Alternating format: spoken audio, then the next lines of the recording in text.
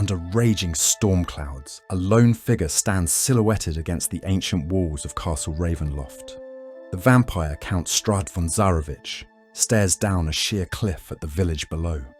A cold, bitter wind spins dead leaves about him, billowing his cape in the darkness. Lightning splits the clouds overhead, casting stark white light across him.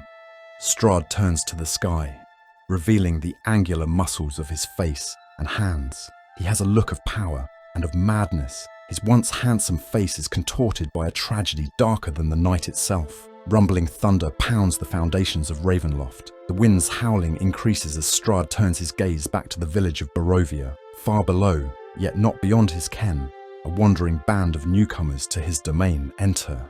Strahd's face forms a twisted smile as his dark plan unfolds. He knew they were coming, and he knows why they have come, all according to his dark design. He, the master of Ravenloft, will attend to them. Another lightning flash rips through the darkness, its thunder echoing through the castle's towers. But Strahd is gone. Only the howling of the wind, or perhaps a lone wolf, fills the midnight air. The master of Ravenloft is having guests for dinner, and they are invited. In life, Strahd von Zarovich was a count, a prince, a soldier, and a conqueror. After the death of his father, King Barov, Strahd waged long, bloody wars against his family's enemies. He and his army cornered the last of these enemies in a remote mountain valley before brutally slaying them all. Strahd named the valley Barovia after his deceased father, Strahd. Looking over the land, was struck by its scenic beauty and settled there. Queen Ravenovia lamented the death of Barov and was fearful of Strahd. War had made him cold and arrogant. She kept her younger son, Sergei, away from the battlefield. Strahd envied the love and attention his mother visited upon his brother, so in Barovia, Strahd remained. Time passed, and while peaceful, Strahd's restlessness grew. He began to feel as though his best years were behind him. Unwilling to go the way of his father, Strahd studied arcane magic and forged a pact with the dark powers of the Shadowfell. In return, Strahd was promised immortality. Strahd scoured his conquered lands for wizards and artisans, brought them to the valley of Barovia, and commanded them to raise a castle to rival the magnificent fortresses of his ancestral homeland. Strahd named the castle Ravenloft after his mother to demonstrate his love for her. When it was complete, Strahd commanded his mother and brother to come to Barovia and stay with him. Sergei eventually took up residence at Ravenloft, but Ravenovia passed away while travelling. In sorrowful disappointment, Strahd sealed his mother's body in a crypt beneath the castle. Overcome with sorrow, but attempting to fulfill his days, Strahd's attention soon turned to Tatiana, a young Barovian woman of aptitude lineage and remarkable beauty. Strahd believed her to be a worthy lover and bride. He lavished Tatiana with gifts and his attention. Despite all of Strahd's advances, she fell in love with his younger brother Sergei. Strahd's honor prevented him from standing in the way of their love, until the day of Sergei and Tatiana's wedding, when Strahd gazed into a mirror and realized he had been a fool.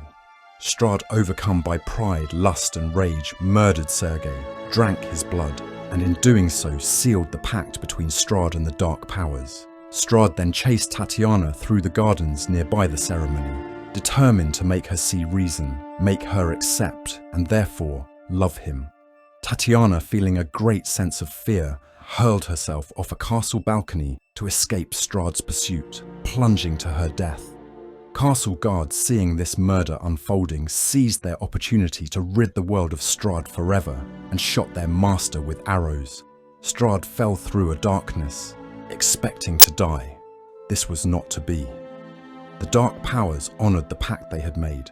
The sky went black as Strahd turned on the guards, his eyes now blazing red. He had become the first vampire.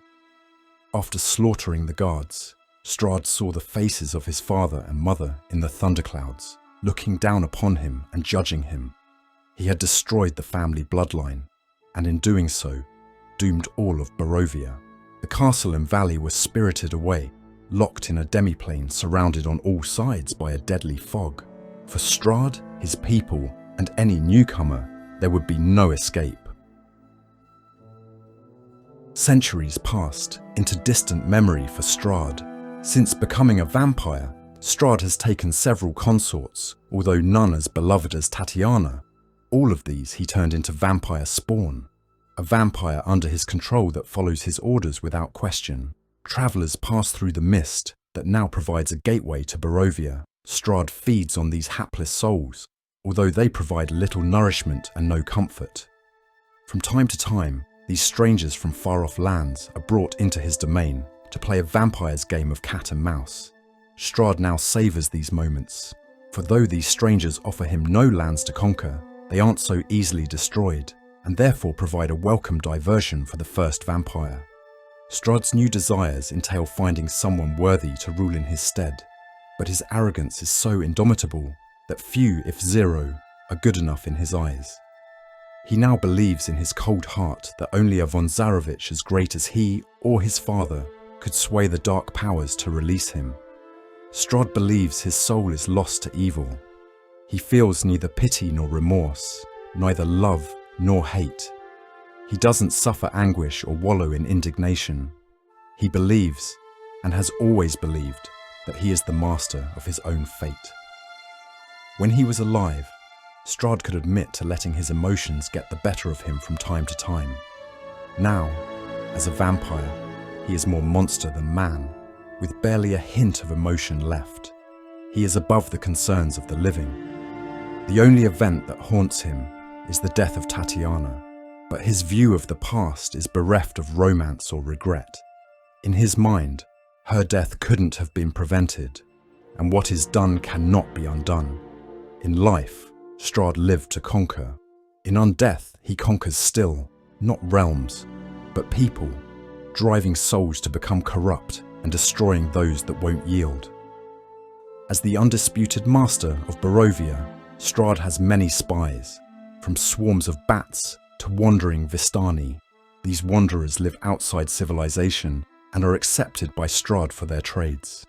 Strahd, in his desire for control and to simply amuse himself, sends his comforts to deliver invitations to various adventurers and wanderers, hoping they will accept and partake in his design. With his mind sharp and his heart dark, Strahd von Zarovich is a formidable foe. Courage and lives beyond measure have been lost to him. Strahd has countless methods to deal with dangerous adversaries, his mind being his most valuable. With the centuries past, Strahd is a well-made tactician, can assess a situation intelligently, and above all, his cunning cannot be underestimated. Strahd possesses shape-shifting. Strahd can change his form at will between that of a vampire, a wolf, a bat, or a cloud of smoke. Superhuman strength. Strahd's strength is far beyond that of an ordinary human, owing to his undead status and the gifts of the Dark Ones. Misty escape. Upon dying outside his tomb, Strahd turns into mist and returns to his coffin. This enables regeneration, and although slow, results in a nearly invulnerable foe. Master Necromancer, Strahd, over the countless centuries, has developed his talents at necromancy. This has enabled him to create numerous variations of undead and manipulation over various creatures that find their way to his domain. Strahd, for all his vast power, does have weaknesses that are intrinsic to the vampire population. These flaws present a way to have a chance against Strahd, even in his castle of Ravenloft. Forbiddance. Strahd is forbidden to enter a residence without an invitation from one of the occupants. This gives insight into why some residents of the village of Barovia and its inhabitants are still alive. Sunlight is a vampire's greatest weakness. The light rips the darkness of the creature inside and out. This gives a way of escape and a moment of reprieve from the Dark Lord. Aside from Strahd himself, his land of Barovia possesses many creatures that are dangerous, and many that are under his control. Barovia is a land of vampires, ghosts, and werewolves. Some of these creatures served the von Zaroviches in life. Giving life to Strahd was of course his mother, Queen Ravenovia. The second was the Queen's midwife. a devout follower of Mother Night named Baba Lysaga. It was her that sensed a potential for greatness in Strahd, and also darkness, surpassing that of any mortal. Witches also are under Strahd's control, known as the Barovian witches, who formed dark pacts with Strahd and the dark powers of Ravenloft for magic and longevity. Castle Ravenloft includes servants who have served Strahd's family faithfully for nearly 500 years. None so is more famous than Rahadin, who is a longtime comrade in arms, and a ruthless warrior who has killed thousands in his lifetime. The last of Strahd's connections in his early life was an archmage named Exithanta. On the snowy slope of Mount Gakis, an ancient amber temple was built more than 2,000 years ago. This temple was dedicated to the god of secrets, whom the original creators trusted to keep the temple hidden from the rest of the world until the end of time. History of this place was dead and gone by the time Exithanta arrived at the temple. He discovered the secret to becoming a lich. After this transformation, years passed, and when Strahd came to the temple seeking immortality, Exithanta sensed that he was a man of destiny. The evil powers within the temple felt something much stronger, a darkness that eclipsed their own. Strahd communed with these evil vestiges and forged the pact that would give him immortality. Strahd has returned to the temple several times to learn new magic and to find a means of escaping his fate, but the dark powers have no intention of giving him up. These dark powers created Strahd's domain and were born in the temple. These entities feed on the evil that Strahd represents, and Strahd is the darkness that sustains them. I would not be called death so soon. I made a pact with death, a pact of blood.